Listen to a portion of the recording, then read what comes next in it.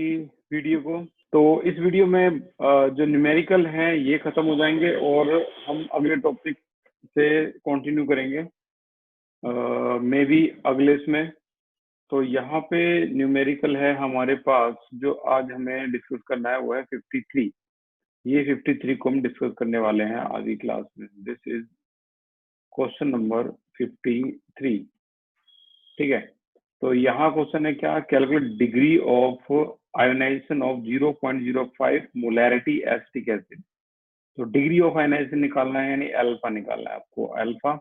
And P के ए जो mention है कितना, 4.74।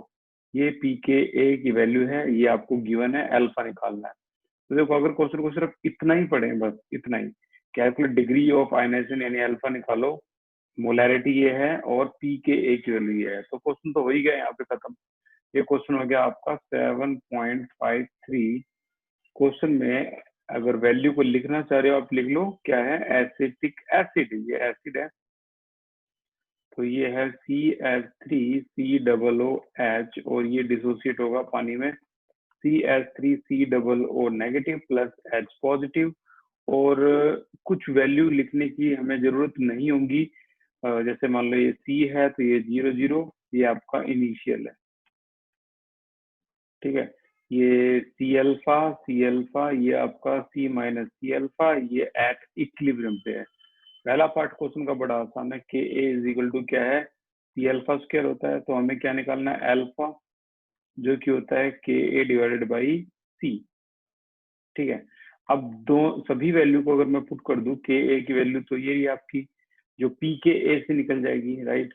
और ये आपकी कंसंट्रेशन है, तो भाई कंसंट्रेशन है आपकी 0.05 और पी के ए जो गिवन है, हम इस क्वेश्चन को और ऊपर से यहाँ से स्टार्ट कर लेते हैं।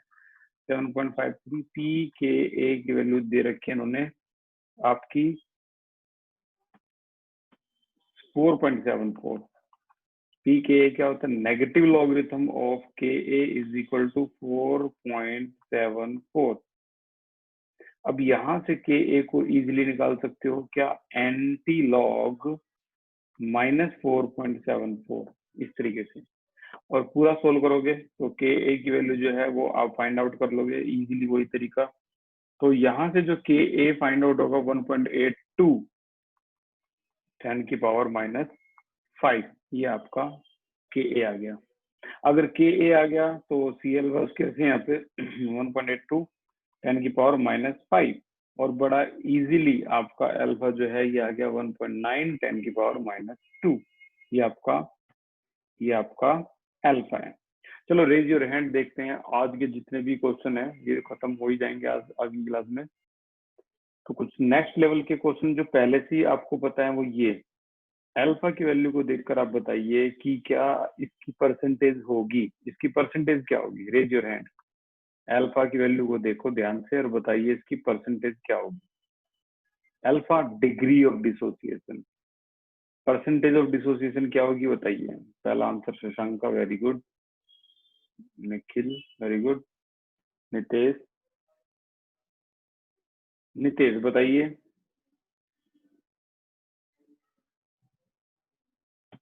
शशांक बताइए। सर 1.9%। लक्ष्य बताइए। भैया 1.9। बिल्कुल भाई, 1.9%। अल्फा को 100 से मल्टीप्लाई करना था, आ गया। तो पहला पार्ट जो था इसका वो बहुत आसान दे रखा है। ठीक है, ये 3 नंबर का क्वेश्चन आया हुआ है। और अब वो कह रहा है कि डिग्री पर क्या असर होगा अगर सॉल्यूशन में ये ऐड कर दिया जाए। पहले तो मैं ए पार्ट करवा रहा हूँ, बी पार्ट आपको घर से करना है। घर से क्या, 5 सेकंड में देख के आंसर दे दोगे। तो ए पार्ट में यहाँ करवा रहा हूँ। वो कह रहा है कि अगर HCl ऐड कर दिया जाए इसमें तो क्या होगा। तो अब देखो एक बार ध्यान से, फर्स्ट केस HCl ऐड कर दिया जाए तो इन केसेस में यहाँ एक होता है एसिटिक एसिड CH3COOH, हम दूसरा पार्ट कर रहे हैं।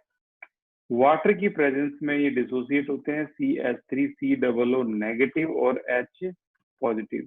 अब उसका स्पेशल क्वेश्चन है, देखो इनिशियल तो क्या है हमारा C00, और फाइनल जो है या एट इक्विलिब्रियम पे जो है वो हमारा क्या है, C माइनस सी अल्फा। ठीक है, जैसे C अल्फा और ये क्या हो जाएगा C माइनस सी अल्फा। अब यहीं पे मैं एक चीज ऐड कर रहा हूँ, हमने HCl को ऐड कर दिया। HCl भी पानी की प्रेजेंस में टूटता है, कैसे, H पॉजिटिव और Cl नेगेटिव। मैं जानबूझकर यहाँ पर H पॉजिटिव को लिख रहा हूँ यहाँ पे और Cl नेगेटिव को लिख रहा हूँ यहाँ पर। आपको अच्छी तरह पता है कोई फर्क नहीं पड़ा, लेकिन आपको पता लग गया ये common ion, these are common ion जो इक्विलिब्रियम को कहाँ शिफ्ट कर देंगे, बैकवर्ड डायरेक्शन में। ये ऊपर वाली रिएक्शन मेन रिएक्शन है, ये कुछ ड्रॉप्स डाले हैं आपने HCl के। अब यहाँ जो पहले से ही सी अल्फा था और ये कॉमन आयन आ गया, इसकी कंसंट्रेशन है 0.1 मोलैरिटी। जो HCl की कंसंट्रेशन 1 है, ये भी 1 है, ये 0.01 है, तो ये भी 0.01 होगी। You know very well. अब इससे करना क्या है आपको, कुछ नहीं, यहाँ पर जो कंसंट्रेशन है इसको हम क्या लिखेंगे, सी अल्फा है तो सी अल्फा ही है, लेकिन ये सी अल्फा प्लस 0.01 हो गया। अब कह रहा है अब निकालिए अल्फा क्या होगा। ठीक है भाई, अभी देखते हैं अल्फा क्या होगा। यहाँ से अगर हम देखें इसमें तो के ए इज इक्वल टू क्या था, C माइनस सी अल्फा। अब यहाँ पर आपको के ए का ये वाला फॉर्मूला लगाना है, प्रोडक्ट अपॉन रिएक्टेंट। प्रोडक्ट क्या है आपका, CH3 COO नेगेटिव और H positive divided by reactant क्या है, CH3 COOH, ये रिएक्टेंट है। अब दोनों की वैल्यू अगर आप पुट करते हो, के तो हमें पहले से ही बताया ऊपर 1.8210 निकाल चुके हैं ना, पहले से ही हमारे पास है ऊपर की।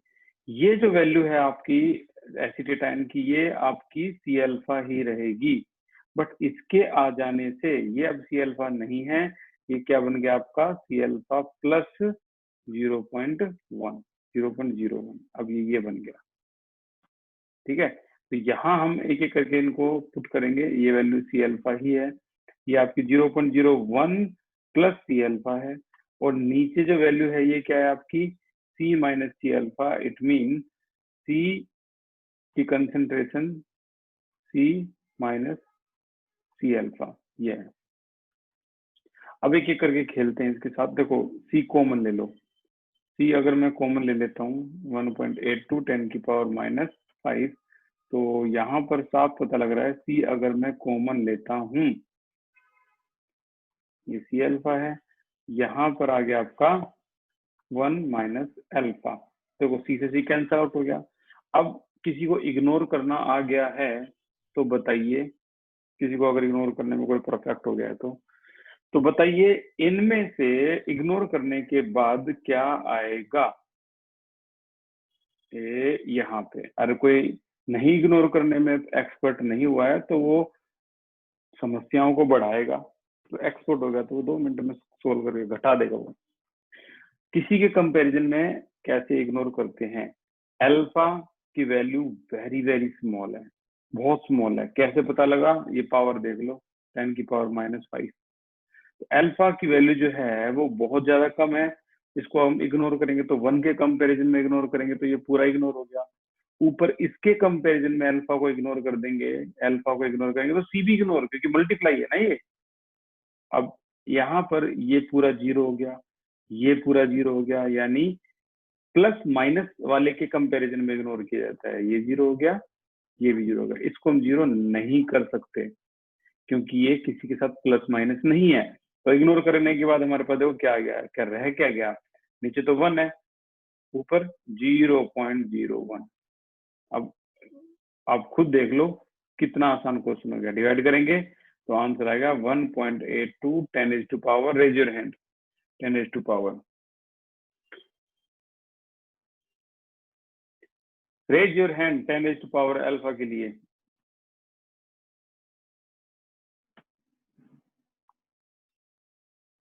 यस, लक्ष्य बताइए। सर -3 हो जाएगा 10 की पावर। लक्ष्य बताइए। भैया 10⁻⁻3। करेक्ट आंसर है 10 की पावर -3। ये हो गया आपका 10 की power -3। This is your alpha. अब आप सोचो, दिमाग लगाओ। यहाँ तो चलो क्वेश्चन में दे रखा है 0.01 ऐड किया है। जो सेकंड पार्ट है उसमें क्या ऐड किया है, सेकंड पार्ट को अगर आप ध्यान से देखोगे तो यहाँ ऐड किया है 0.1। अब बताइए आंसर क्या आता, रेज योर हैंड। देखो ये 0.01 है, अगर 0.1 ऐड किया होता तो आंसर क्या आता, रेज योर हैंड। निखिल बताइए। 1.82 into 10 to power -4। Very good. अब जो पावर हो जाती वो हो जाती 10 की पावर -4। तो ये बी पार्ट का आंसर हो जाएगा आपका कि इससे अगर सोल्व करोगे आप तो अल्फा की वैल्यू जो आएगी वो आएगी 1.82 इंटू 10 की पावर -4, दैट्स इट। ये बी का आंसर हो जाएगा, खत्म, कुछ था ही नहीं। तो ये क्वेश्चन भी आपका मतलब अच्छा खासा नाम है इस क्वेश्चन का भी, तो ये भी होता है आज खत्म।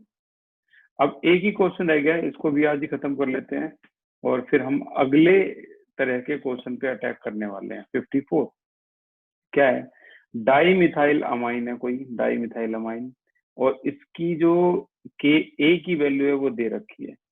बताइए degree of ionization of its 0.02 molarity solution.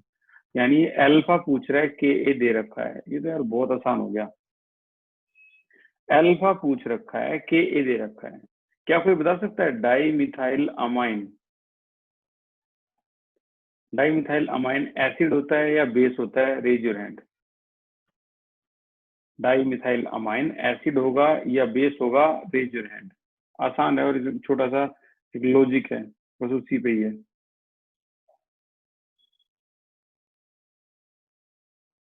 Die methyl amine acid होगा या बेस होगा,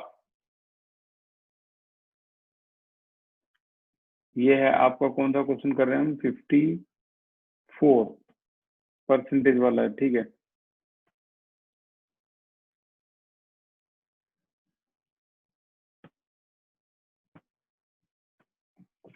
चलो ठीक है, किसी ने भी हैंड रेज नहीं किया, मैं एक लॉजिक बता देता हूँ, लॉजिक बताना पड़ेगा। शशांक बताइए लॉजिक क्या है।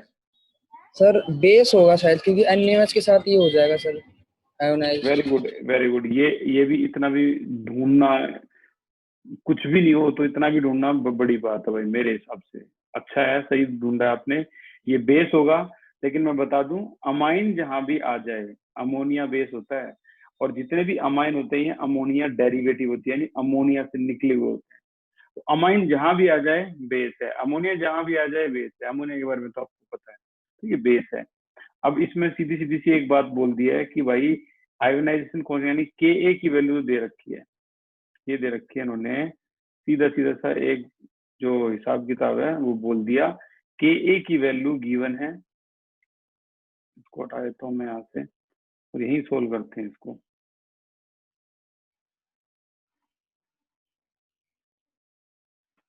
तो के ए की वैल्यू जो है वो है गिवन, ये इस तरीके से, ये है के ए की वैल्यू गिवन, कितना 5.4 10 की पावर -4। बताइए डिग्री ऑफ आयोनाइजेशन कितना होगा, अल्फा कितना होगा, ठीक है। और मोलैरिटी भी दे रखी है, कंसंट्रेशन है कुल मिला के 0.0, तो 5.4 10 की पावर -4।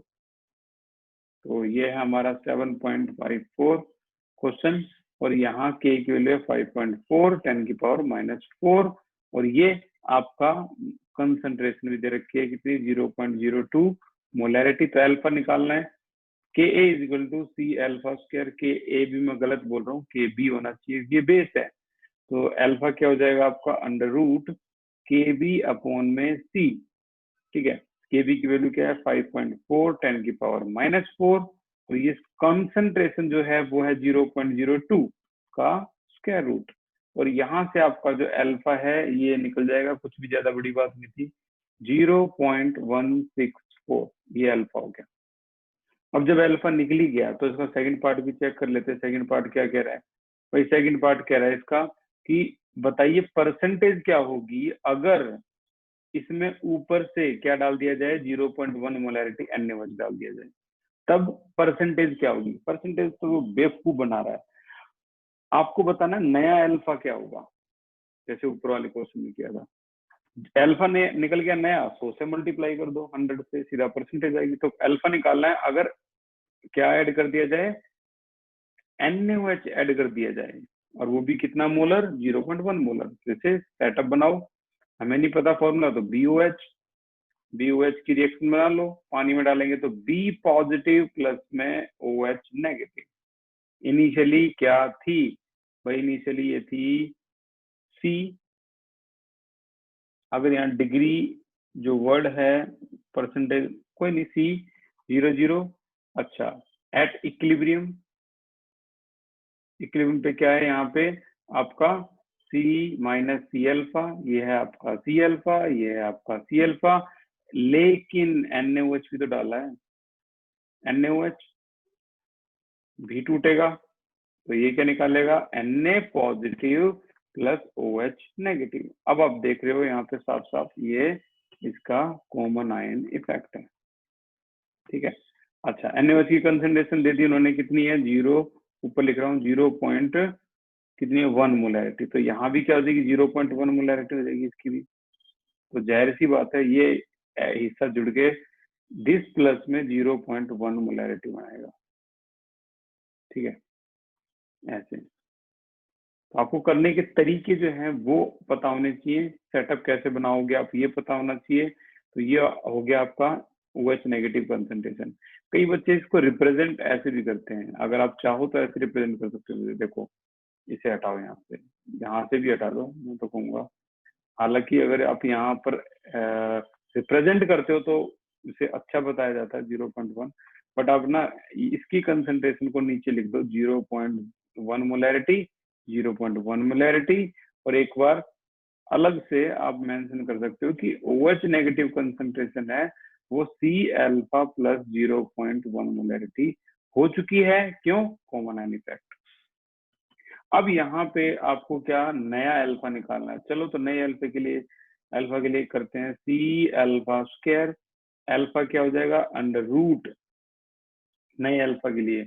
और अगर आपको ऐसे नहीं करना है, क्योंकि हम ऐसे तब कर सकते थे ना जब ये प्लस में नहीं था, प्लस 0.1 नहीं था, कॉमन आयन इफेक्ट नहीं आया था, तब कर सकते थे। अब नहीं कर सकते हम इसको। ये वाला हिस्सा अब नहीं लगा सकते, ये फॉर्मूला नहीं लगा। ये फॉर्मूला कब लगाते थे, जब हम कुछ भी ऐड नहीं करते। अब यहाँ तो C अल्फा प्लस में आ गया ना 0.1, अब नहीं लगा पाएंगे। अब हमें क्या करना पड़ेगा, प्रोडक्ट अपॉन रिएक्टेंट। प्रोडक्ट क्या है, B positive plus OH negative जो कि ऐड होके नया बन चुका है, डिवाइड बाई BOH। नया अल्फा यहाँ से निकलेगा। के भी हम पहले निकाल चुके हैं, ये है 5 पॉइंट निकाल के चुके हैं, क्वेश्चन में गिवन है। अच्छा B पॉजिटिव की वैल्यू है C अल्फा, इसकी वैल्यू है C alpha plus 0.1 divide by BOH की वैल्यू क्या है C, बिल्कुल ये C minus alpha, sorry C minus C alpha, ये है वैल्यू। तो अब फिर से वो क्वेश्चन आपके सामने आके खड़ा हो गया, और इससे जितना जल्दी सीख लो उतना अच्छा है, नहीं तो भाई तुम यहाँ तो नंबर कटवाओगे। आपके वहां भी नंबर कटेंगे जो बोर्ड एग्जाम है, जो नीट एग्जाम है, ठीक है, वहां भी नंबर कटेंगे लगातार। अब बताइए इग्नोर करने के बाद क्या आएगा, 5.4 10⁻⁻⁴ इग्नोर करने के बाद क्या आएगा, raise your hand. Alpha ignore करने के बाद क्या आएगा, नितेश बताइए।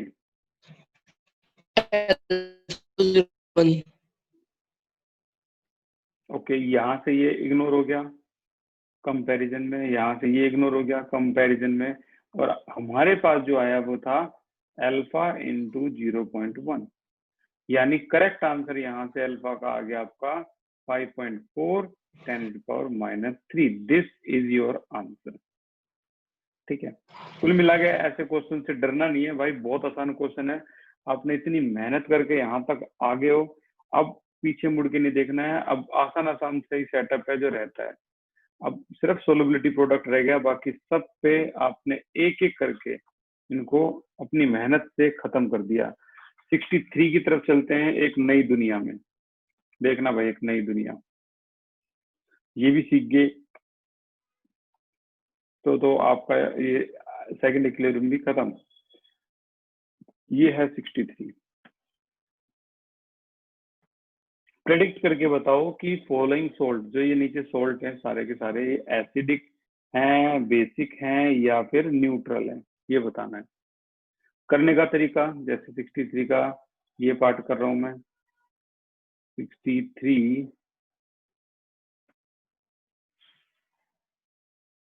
ओके, ये आज ही का क्वेश्चन था, ठीक है। 63 का मैं एक एक पार्ट, वैसे तो समझ में आ गया ना आपको, ये सभी सॉल्ट हैं, 1 2 3 4 5 6 सॉल्ट हैं।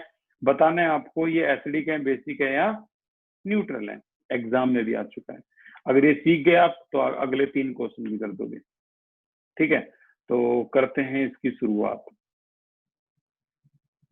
एसिडिक, बेसिक या न्यूट्रल, ये बताना है आपको। चलो भी शुरुआत करते हैं क्वेश्चन की इस तरीके से। पहला क्वेश्चन है हमारा NaCl। NaCl को देखकर आपको बताना है एसिडिक है, बेसिक है या न्यूट्रल सॉल्ट है, कौन सा सॉल्ट है। सॉल्ट तो ये है, तरीका है NaCl में आप डाल दो क्या, पानी, और देखो क्या आएगा। पानी में OH है, वो नेगेटिव पार्ट है तो वो इसके पास गया, Cl है तो ये पॉजिटिव पार्ट इसका, HCl आ गया। अब आपको इनमें इनको देखकर बताना है ये जो आया है इसे क्या कहते हैं, स्ट्रॉन्ग बेस। आपको याद होगा हमने लिस्ट बनाई थी वीक एसिड, स्ट्रॉन्ग बेस वगैरह की, सभी की। कौन से वीक एसिड होते हैं, स्ट्रॉन्ग एसिड होते हैं, वीक बेस होते हैं, स्ट्रॉन्ग बेस होते हैं। तो ये आपका ये भी स्ट्रॉन्ग एसिड है, दोनों स्ट्रॉन्ग स्ट्रॉन्ग क्या करेंगे, न्यूट्रल। आंसर क्या आएगा आपका, it is neutral solution, it is neutral solution. तो ये स्टैंप लग गई इस पे। और आगे चलते हैं, नंबर 2। नंबर 2 है KBr।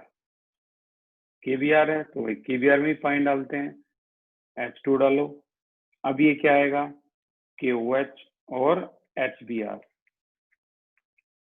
KOH भाई स्ट्रॉन्ग बेस होता है, जैसे NaOH होता है, उसी का ही भाई है। HBr के बारे में बताओ किसको इंफॉर्मेशन है, ये स्ट्रॉन्ग एसिड है या वीक एसिड है। निखिल बताइए। ये स्ट्रॉन्ग एसिड है, HI HBr, लेकिन HF, सुनो, HF ये वीक एसिड है।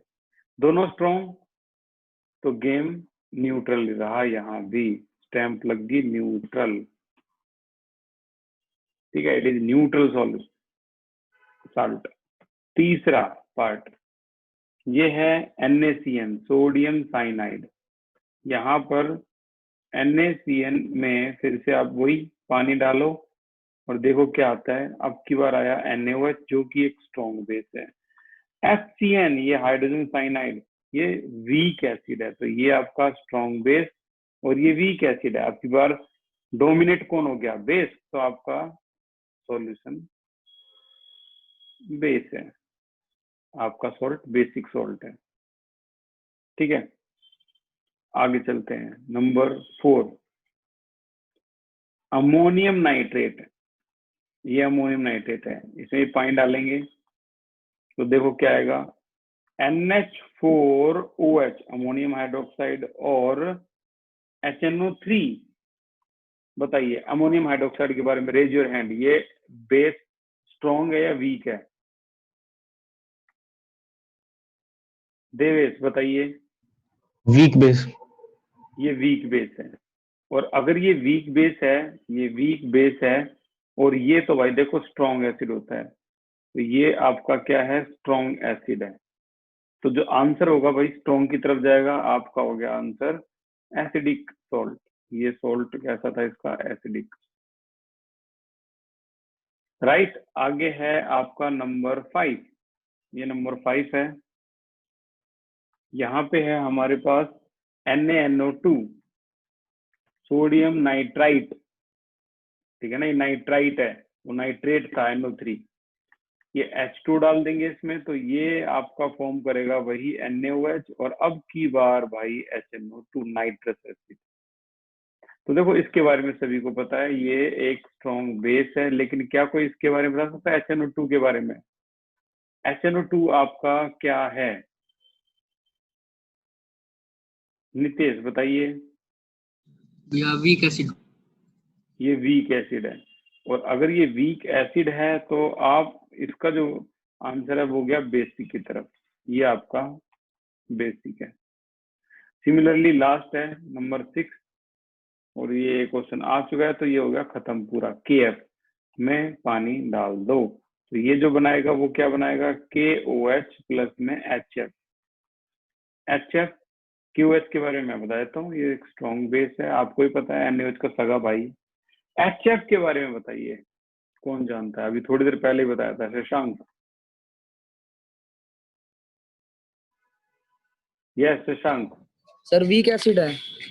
ये वीक एसिड है, तो यानी पूरा जो ऐड करोगे तो स्ट्रॉन्ग बेस है, तो ये इसकी तरफ जाएगा, आंसर आ जाएगा बेसिक। तो हमने ये एक स्टेप किया। हालांकि कई गवर्नमेंट और जो गवर्नमेंट स्कूल है, सेंट्रल गवर्नमेंट, स्टेट गवर्नमेंट, उन्होंने ये बहुत ज्यादा पूछे गए उनके स्कूल में।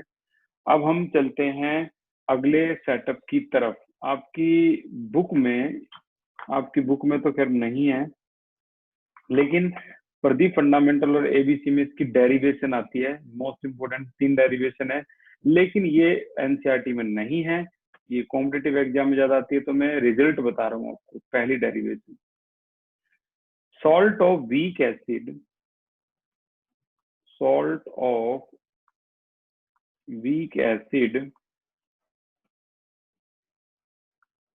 एंड स्ट्रॉन्ग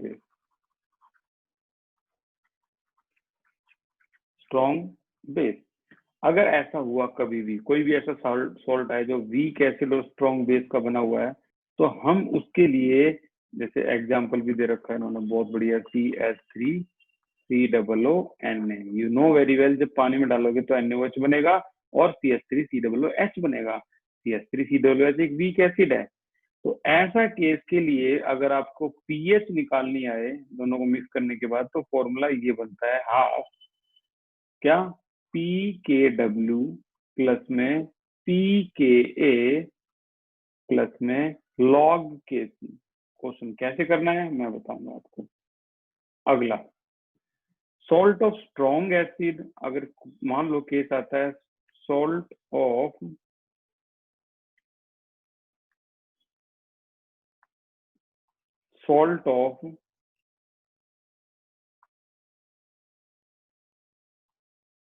स्ट्रॉन्ग एसिड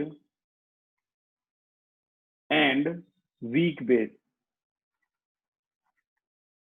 अगर ये हुआ तो जो आपका फॉर्मूला होगा वो कुछ ऐसा होगा पीएच के लिए।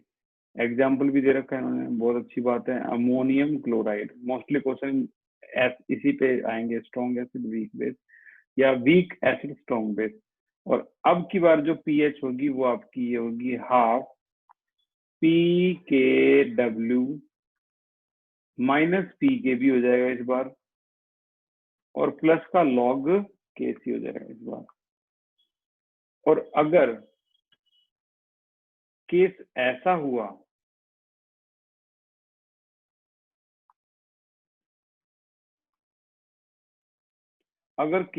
हुआ, तीसरा, सॉल्ट ऑफ,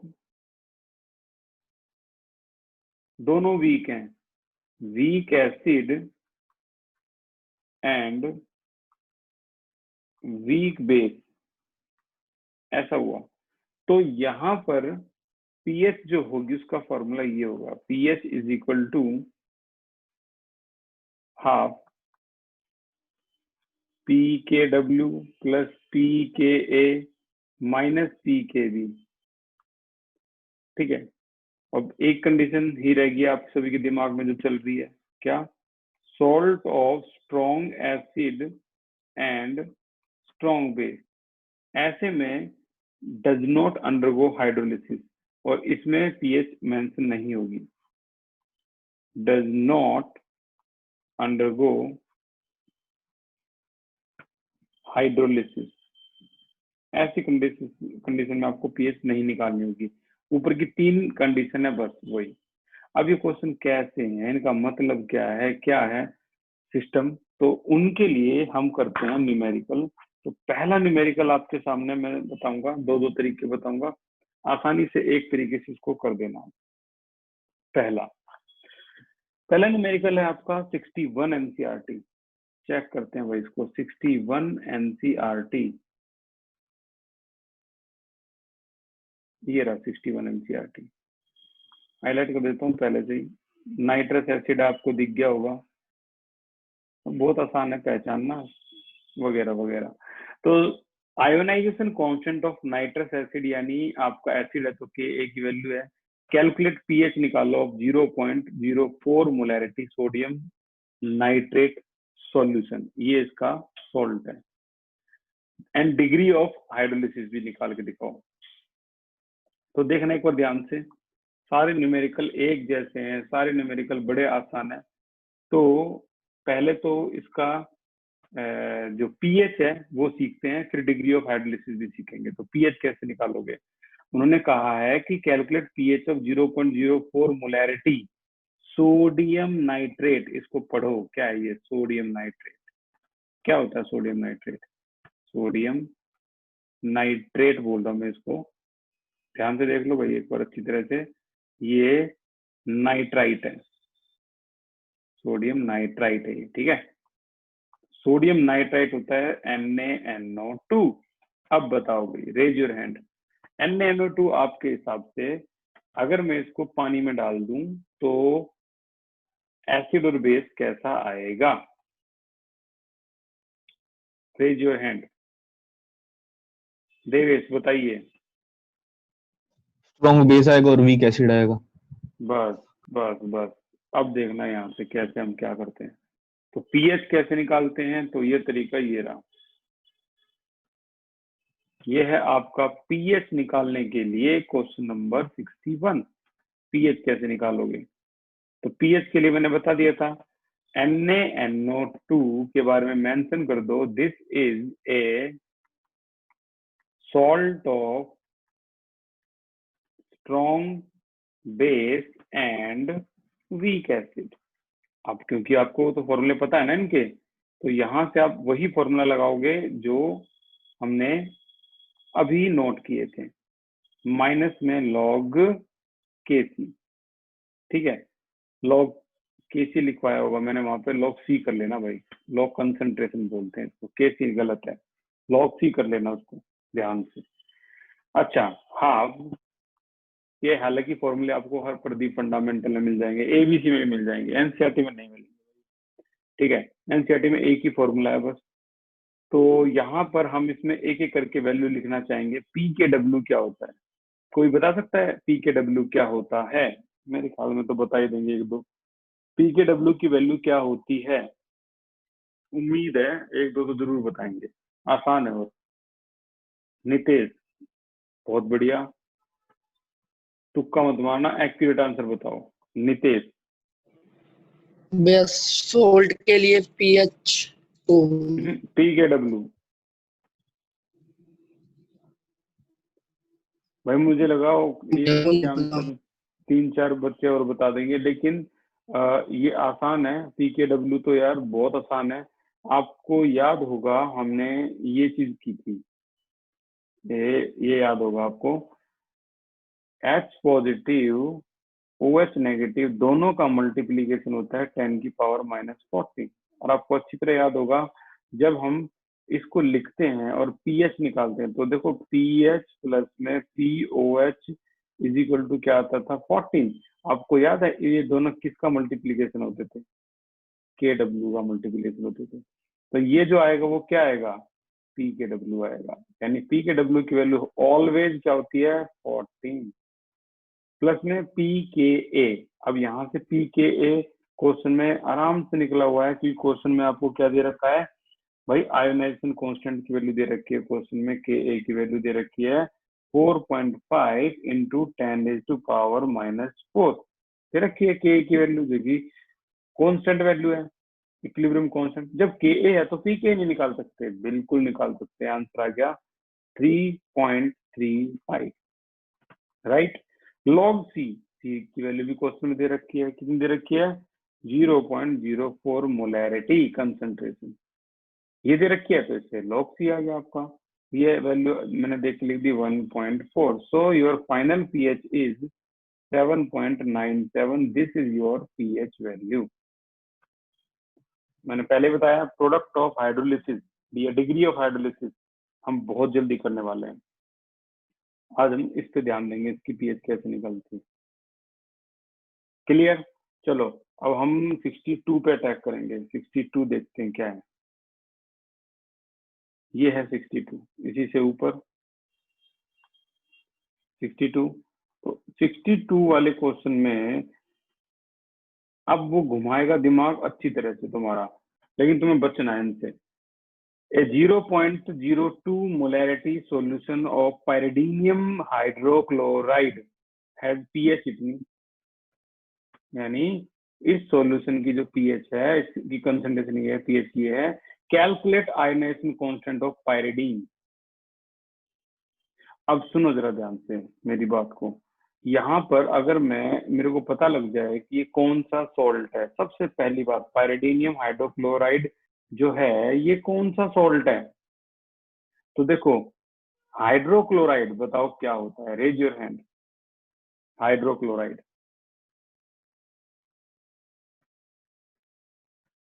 आपके जो सॉल्ट है उसमें दोनों चीजों की झलक मिलती है, एसिड की भी बेस की भी। बस मुझे इतना बता दो हाइड्रोक्लोराइड में, तो तरीका बता रहा हूँ। शशांक बताइए। सर एसिड है हाइड्रोक्लोराइड।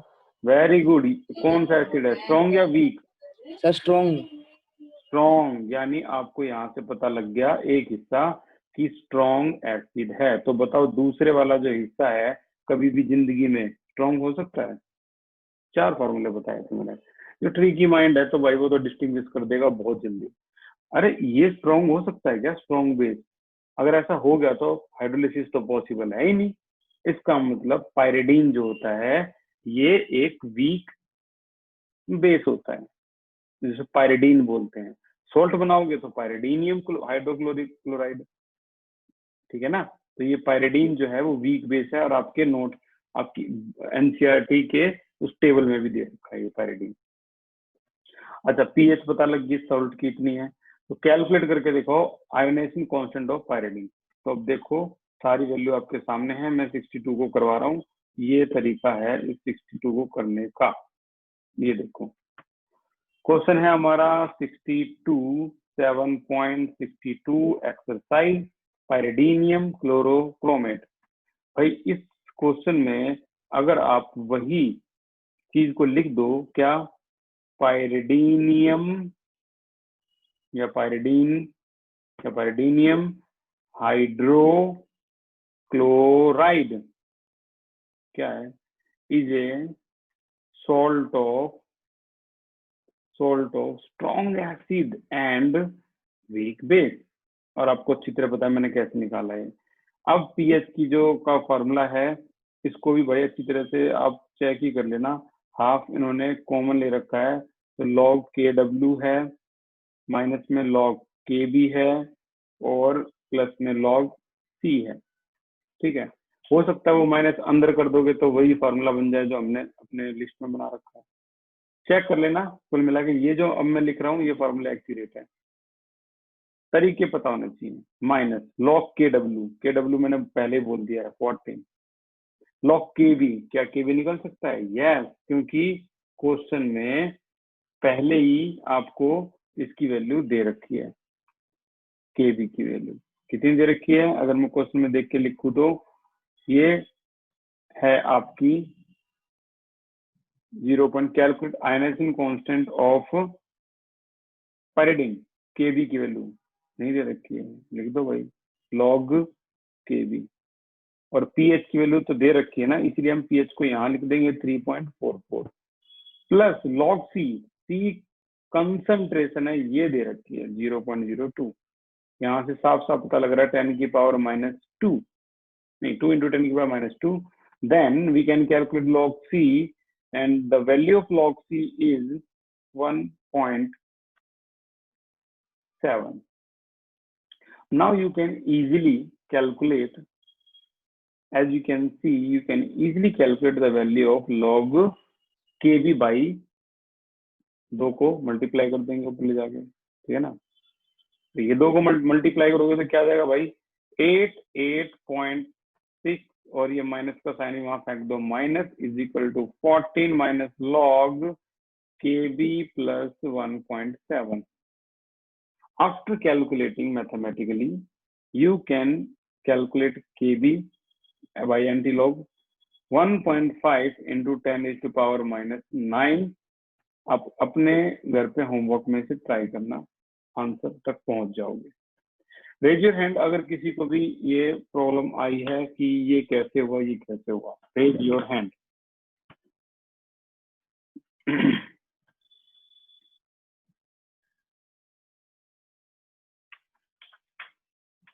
ओके, तो अब जो अगला क्वेश्चन है वो आपको खुद ट्राई करना है। ये है आपका क्वेश्चन नंबर 64। Question number 64।